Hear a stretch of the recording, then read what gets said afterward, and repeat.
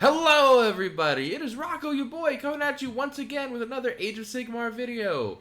In this series of my training arc, we're in the magical world of a virtual tabletop with the Cities of Sigmar army that I own in real life and have built. And this is actually a couple things. One, it's an update. Everything is built and magnetized. I am using for Blackguard my old Phoenix Guard that are already painted, so that's nice. I've shown it on my social medias, my lovely conversion that was given to me from a friend, Tanya, who's a member of my gaming club that I'm in, that I am a part of. It is not my gaming club in any sense of the word. She made a cool sorceress for me out of Phoenix Guard and Dark Elf bits. I do actually own Belthanos, finished building. Everything is magnetized. I've got, for me, I celebrate Christmas, I got a wonderful new Magnarack case. We're golden, right? Next is just the painting. Oh, God. But hobby update, really good, right? The list is good. Part 2 of this, why I really have you in here is, it's been brought to me too, because not only am I showing you, dear viewer, my progress, I can interject and add in little extra tips and tricks of what I do in my downtime when I have it, and I can't play a game, or whether it's my buddy at a gaming store or my wife in her night haunt, or something happens, something comes up, and I'm like, well, I'm here. What can I do? Some things would be like playing with yourself here, making a one-person game and being like, oh, cool, I'll do things out and roll. But a more productive use of time, and I can do this pretty easy on Tabletop Simulator, but you can do this in real life, even if you're just using books and boxes to represent terrain, is practicing deployments. Again, this series is me going back to being a top tournament player, right? That's the point of this. This is going to seem really weird to a casual player that I'm even talking about this and doing this. But follow me here, alright? I can go with the battle plans here. Again, we can just shuffle battle plans. Nexus Collapse. Alright, that is number 2. I'm going to move deployment to state 2. In all the General's Handbook that we're using, no deployments are 100% going to be the same in every game you play, because deployment zones are going to be different. Terrain is going to be different. I'm just going to pick Forest Ruins. Okay, cool. Didn't ruin everything. And this is true whether it's online or at your local gaming store. Different places have different terrain, different ways they like setting it up. It's on the whim of the tournament organizer and how they want to do this. Do you go and have something like this where it's balanced terrain and that it's mirrored on each side? Do you have things where one side has clearly more terrain? Are you using these very good scenery rules that everyone seems to keep forgetting about, that give different buffs or debuff to the different terrain pieces, where you're randomizing them out and going? You gotta remember, as a tournament player, you're rocking up to a tournament here, right? You're rocking it, you're doing great, and you walk up to the table. All of this is gonna be preset by the organizer. So you could have this whole little plan of how you're deploying your army and what you're doing, but if at the end of the day, say that was my standard deployment, it don't fit. Or more importantly, what I planned in my head is Fusiliers behind a wall, Zenestra off onto the side there. That's a horrible way to go about it. So what I do is, again, practice. I know that I'm a 4-drop army, right? And I like dropping my Wild Corpse Hunters first, because I have them, 2 heroes in an Andorian Locust battalion, and then I have my 1-drop in my battle regiment. These guys have a lovely pre-game move, and again, depending on the scenario, the battle plan, what we're doing, the deployment, maybe I want them over here, right? Because let's say the battle plan is this. What do we have? Nexus collapse, instability. Start each battle round after the first. The player with the fewest victory points can choose up to 2 objectives. If both players are tied, the winner, you roll off. You pick one objective to collapse. Roll the dice on a 4-up. Units suffer DC mortal wounds if they're within 6 inches of the objective. Once all rolls have been made, the objective is removed. You know, maybe I'm trying to set up a devastating collapse so I can knock out 2 objectives. Maybe I'm just trying to grab as many objectives as I can because I'm going second. And scoring for this, I know we're doing this in real time, is hold 1, hold 2, hold more battle tactic. You know? So maybe I'm setting these guys up first. So 1, my wizards that are all back here. The real important thing, getting my spells and prayers off. But, you know, I'm setting up so that my wizards can be outside of unbind range if I want to go first. Or if I'm going second, I'm trying to set up a combo. I do not need my opponent knowing where they're going yet. And if I do my 1-drop with all my stuff, they're going to have a pretty good idea of what's standing next to what. Right? Certain heroes buff certain units. That's in every army. But in Cities specifically, humans can only buff humans. Elves can only buff elves. Belthanos is just here to be cute. So, we're trying to not give away the whole plan. But I know sometimes I want to be over here. They'll get their 5-inch pre-game move of their normal move, right? And then they're within 5 inches there. I'll probably run them for at least an extra inch of movement, and there they are. We're fine. Because the lowest you can get on a run roll is a 1. Oh, I got a 2. So they'd have an extra inch of movement, but you get my point. Maybe I want to set up a combo there. Maybe I want, in this kind of congested thing, to set them up more in the middle here. Stack them up, right? So when we do our pregame move, I am threatening my opponent's... Can't go there anyway. This is outside of 9. Ooh. Another reason to practice this is so you can learn all the stuff you think you know. Get 9 from enemy territory. That's what this big yellow circle is in the middle here. So maybe I do want to set up so that my pregame move after deployment puts them there. And then they can't just run right through the middle into my very, very squishy units. You know, because then I take the turn, I move another 5 inches, and boom, we've clogged up the hole. You know, and there's a way to even just do that, so we're toe-tapping an objective, we claim it. Life is good. But that's why I like having my Wild Corpse Hunter as my first drop, so that I can be flexible with that. And then I'll probably do my 1-drop, and then I'll do my the Acolytes.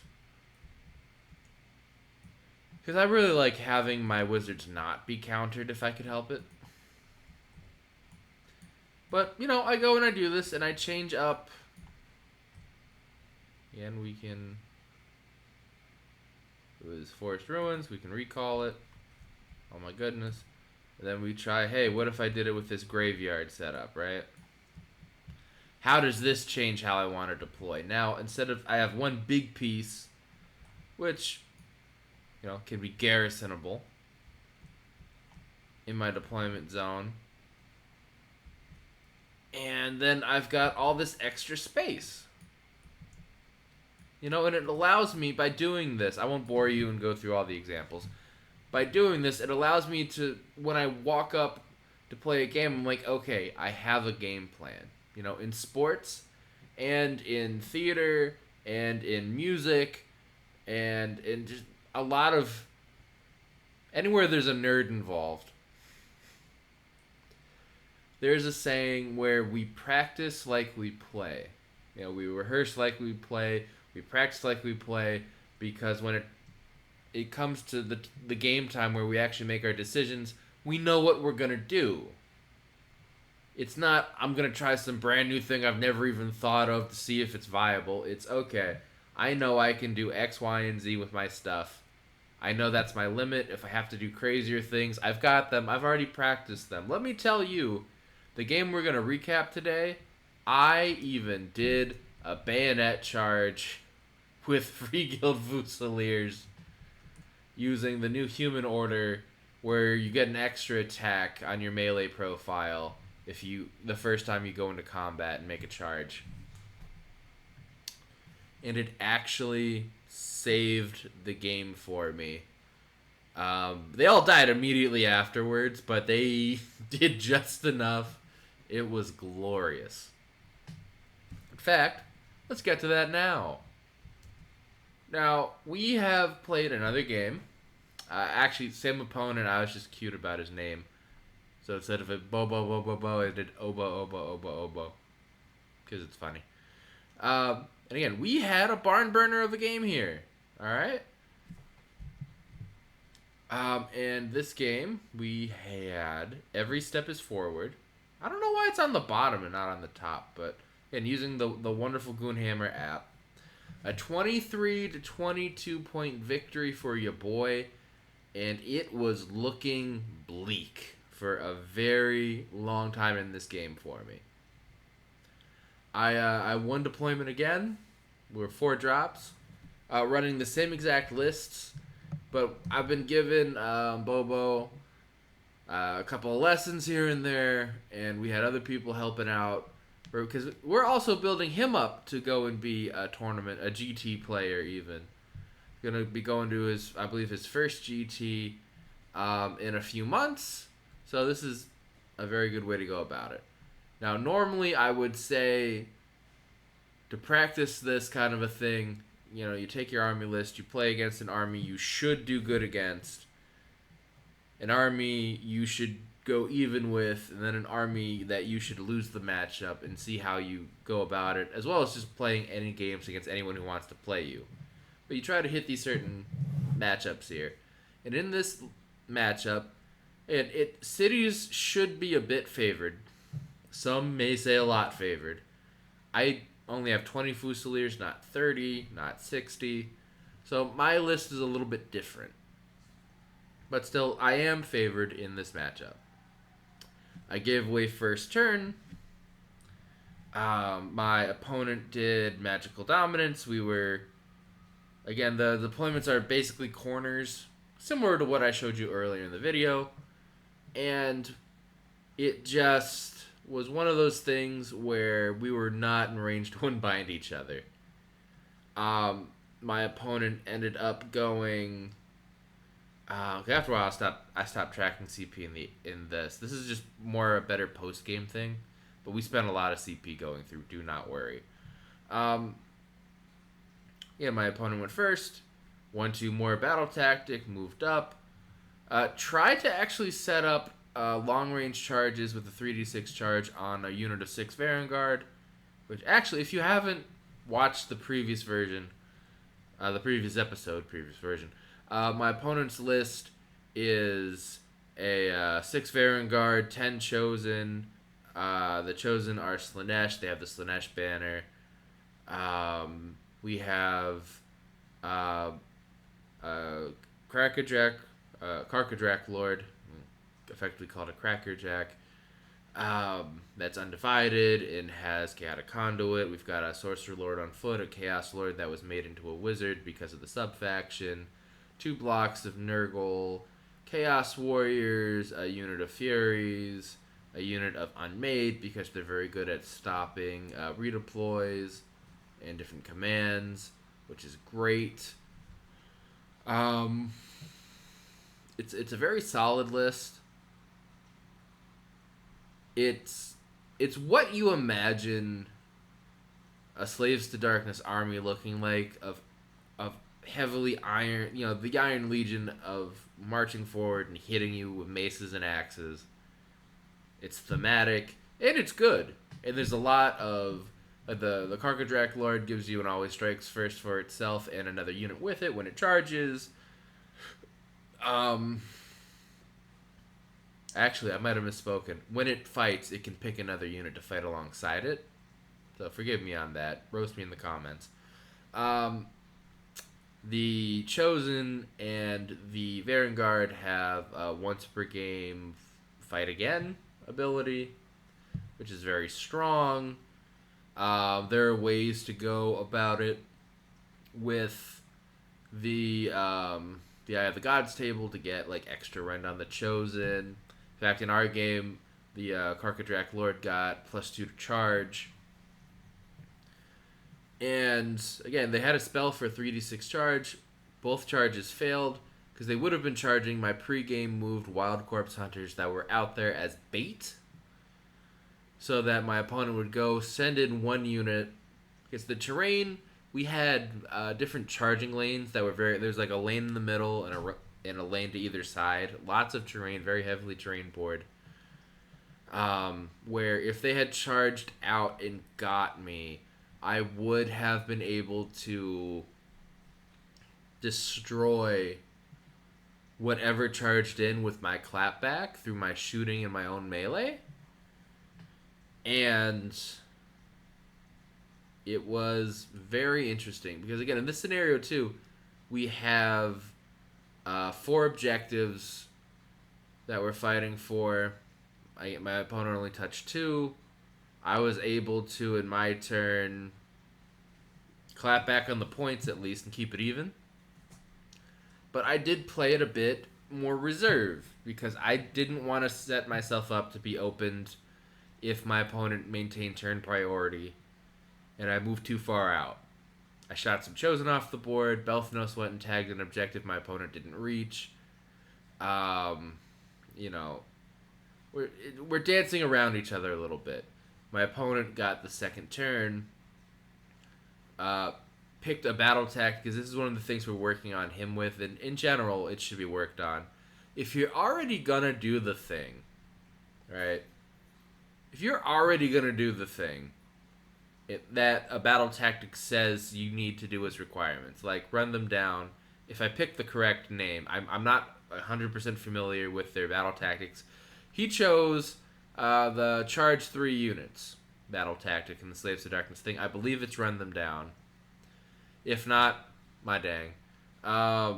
Where he was already going to be charging a bunch of his stuff into me anyway. So why not? And it ended up being very effective.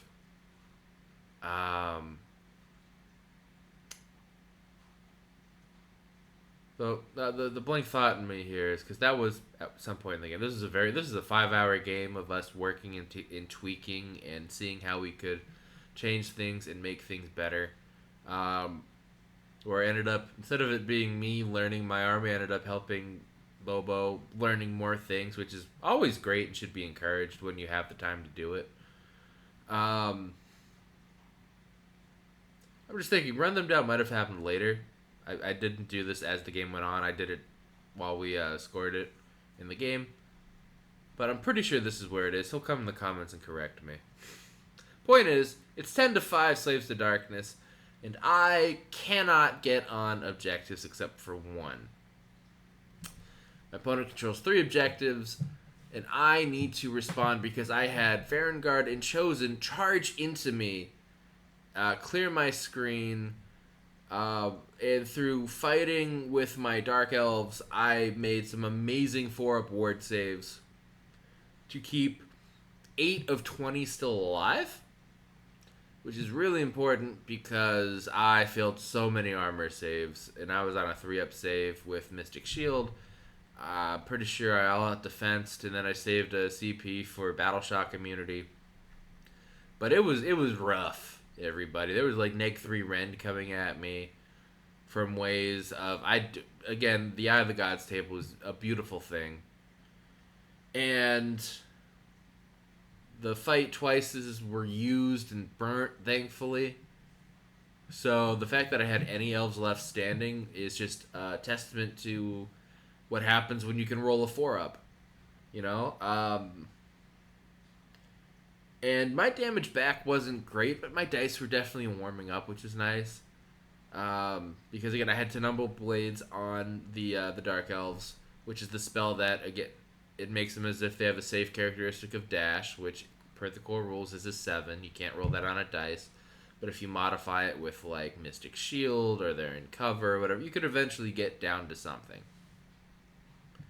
You know?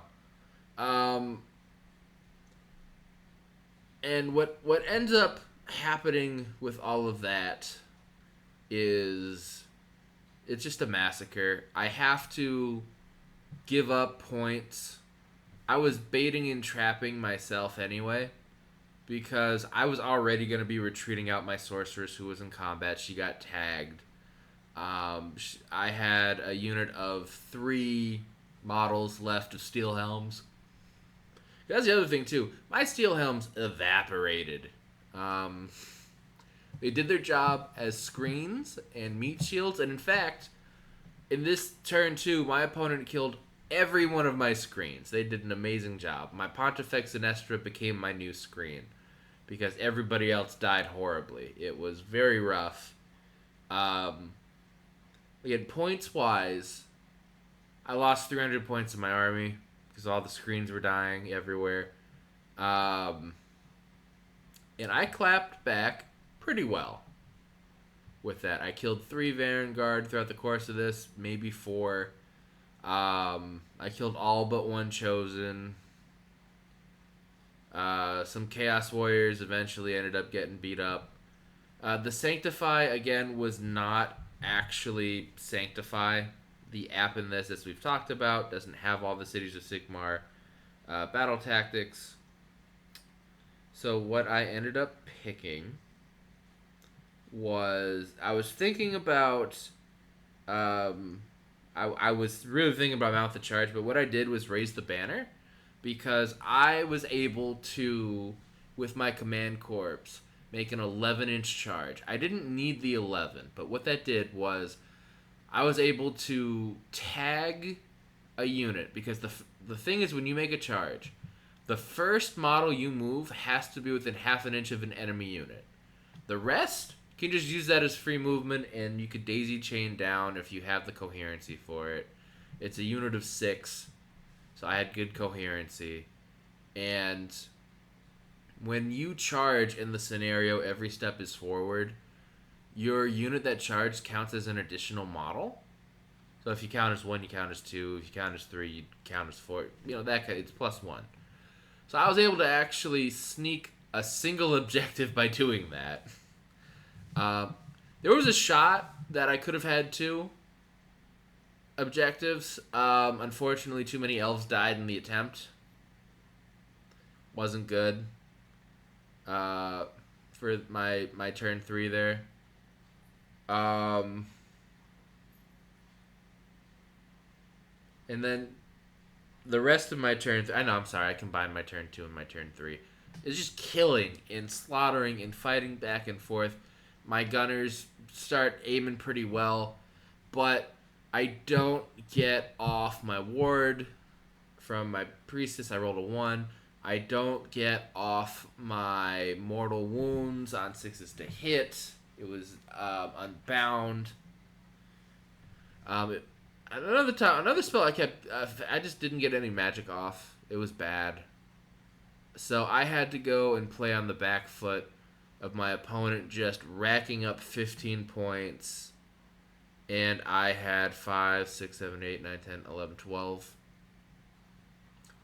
And then I had a turn where I had Magical Mayhem to try to come back into the game, where I had a Fury left on 1 wound, and just one little Arcane Bolt solves it. I could have gone and done Led into the Maelstrom. Unfortunately, that would mean I'd have to... My only battle line left at the time was my block of Fusiliers, and I wasn't sure I wanted to commit to the bayonet charge strategy. So I chose Magical Mayhem, and I failed Arcane Bolt. Failed to go off. Honestly, it just... Magic wasn't with me. It might have been Unbound, too. I was just so upset that the thing didn't go off. I don't even have the full concrete memory of what happened. Because I just went like, alright, screw it. We need to do this. And we need to go and just YOLO charge some things. I'm running out of models. I'm running out of points. I've got maybe 600 points in my army left. My opponent's like 1,000. I have Belphanos, who has consistently killed about 10 wounds of stuff a turn. But I did change a deadly terrain piece to mystical. That was in my deployment zone. And that was nice. That actually helped me out a lot with the ward save, with the +1 to praying. And we just charged in everything we could. And between... I got my Mortal Wound spell off. Between the bayonet charge... it was turn 4, so I used my re-rolling shooting ability. Where I freed up my... Command Corps, who had to go in and fight. They ended up fighting Chaos Warriors and a Sorcerer Lord and winning. They left one guy that eventually took out in turn 5, but that's... They're a really good unit. I finally got my first use of the Whisper Blade to work. I finally rolled a 4-up for that, and it came in very, very clutch. I actually went off a couple times this game. I even stopped a rally that could have been horrendous if it went off. And at the end of the day, I think Banners Held High is actually the right name for the banner ability. What I did that one was Mount the Charge. With my round 5. And you could see it in the score. It was a nail biter where... Again, as we keep going, my opponent, I had a 1-2-3 turn. He had a 3-2-1 turn. And we traded blows. It was freaking ridiculous, all the things that happened in this game to eventually make it a 23-22. And I'm going to stop rambling because the thing that really ends up separating this game, making it a win for me and a loss for my opponent, is we both had Spellcasting Savant as our grand strategy, and because he had to eventually commit the Karkadrak into combat, it was actually Pontifex Sinestra that did the most damage to him, because she has an amazing ability that I will happily talk about right now, because I love it so much. Where it is Wrath of Vizier. At the start of the combat phase and after this unit fights, roll the dice for each enemy unit within 3 inches of this unit. At one point, she was in combat with 3 different Chaos units. On a 2-up, the unit being rolled for suffers D3 mortal wounds. So I had 4 times where I rolled that, because it was... once in my I did it twice in my combat phase. They charged into me. It was just... I had 4 shots at this. I hit all 4 2-ups on the hero.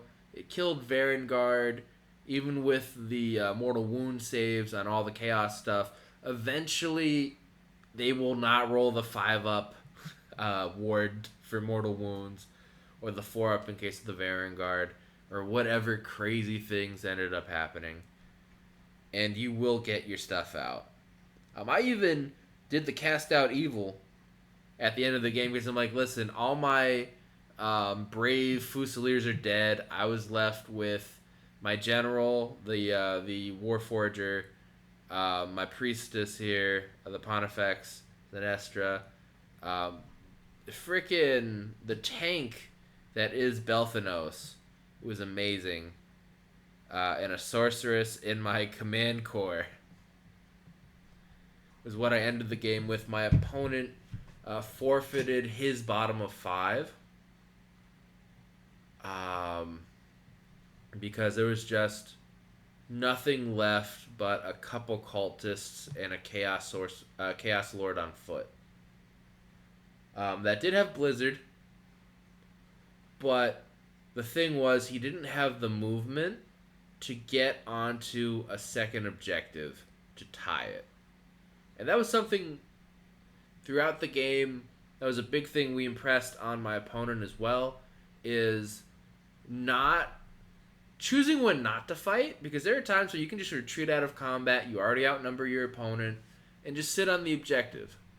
And with an army that seems to universally have a 3-up armor save in Slaves to Darkness for the type of build my opponent went for, that is a viable strategy. You don't need to fight people. Just back up. Don't take the hits in combat. Don't take bad combats.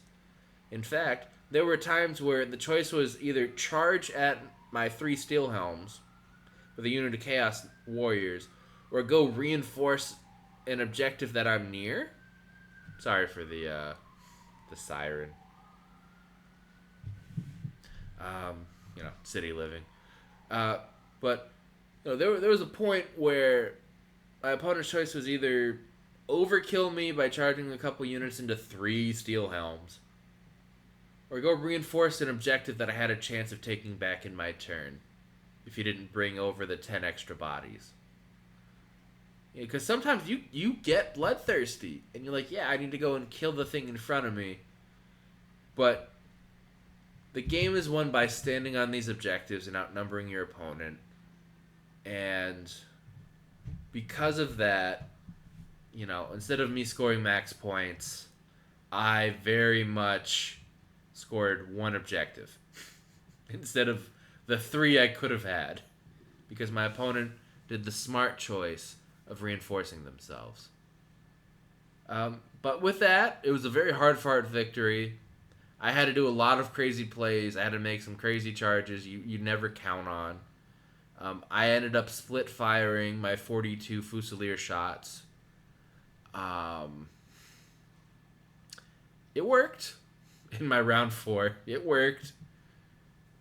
Thankfully, I had the once per game reroll. And I still have the spell for the mortal wounds on 6s to hit in an aura. The list works.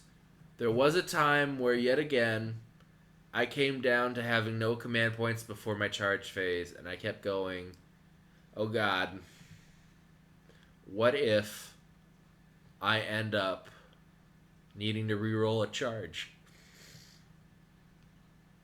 And I failed this 3-inch charge, because I have failed so many of those. So that is my one thing. This list can be command point hungry to do what it needs to do. And I'm sitting again wondering, do we switch? And I'm going to try a 3rd game against a different army, I promise. It may be a 4th, where I've got a game against new Flesh Eater Courts lined up. And we'll see how it goes. If, again, I'm command point hungry and it doesn't go good for me, I will probably mess with my list. And then we'll have a new video of me talking about that game. And the second half will be, hey, I changed my list up now. Here's what it is. But we are currently 2 wins, no losses with Hallowheart, and seeing what we can do. All right? Well, thank you for watching. Leave a like. Thank you for following along. You come around here. I appreciate you a lot. Comment on any questions you have. Things you want me to cover in future episodes for different series. We will be doing a things that scare players episode soon. Again, I guess the next big thing is a Happy New Year soon by the time you watch this, but in case there's other holidays that I'm missing, happy holidays. Be nice, roll some dice. Have fun, y'all. Bye.